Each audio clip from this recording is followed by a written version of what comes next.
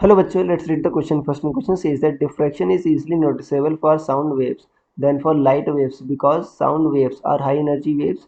Second is are low intensity wave. Third is have longer wavelength. Fourth is are mechanical in nature.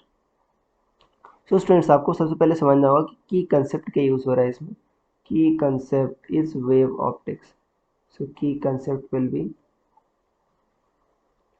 wave optics.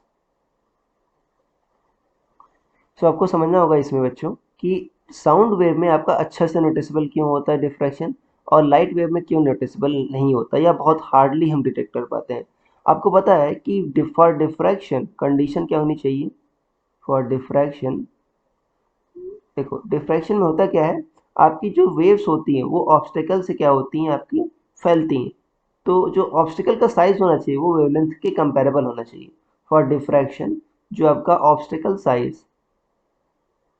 obstacle size should be comparable to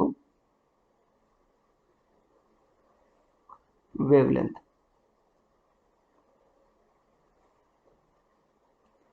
और आपको पता है जो आपकी sound wave है, sound wave की जो wavelength है वो आपकी सेंटीमीटर में हो सकती है, मीटर में हो सकती है, इसमें हो सकती है. तो जो नॉर्मल ऑब्स्टेकल होते हैं जो जनरल लाइफ में आप देखते हो, नेचुरल लाइफ में, वो क्या होते हैं सेंटीमीटर मीटर के साइज के आराम से मिल जाते हैं. तो उसकी केस में आप डिफ्रैक्शन आराम से नोटिस कर पाते हो. जबकि अगर लाइट वेव लो, लाइट वेव की जो वेवलेंथ होती है वो 400 नैनोमीटर से 700 नैनोमीटर होती है. मैं विजुअल लाइट की बात कर रहा हूँ.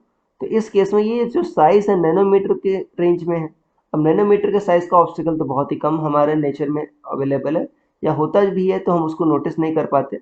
तो इस केस में मतलब आपका जो डिफ्रैक्शन होगा क्योंकि वेवलेंथ बहुत कम है, इससे कंपेरेबल आपका जो ऑब्स्टिकल साइज जो होगा वो बहुत मुश्किल से मिलता है. तो इसीलिए आपका उतना अच्छा से नोटिसेबल नहीं होता. तो इसमें ये कहेंगे, इसमें कह रहा है कि बिकॉज साउंड वेव क्या होती है, उनकी वेवलेंथ क्या होती है, लॉन्गर होती है. और जो लाइट वेव होती है उसकी वेवलेंथ क्या होती है, शॉर्टर होती है. तो आपका ऑप्शन नंबर थर्ड सही हो जाएगा.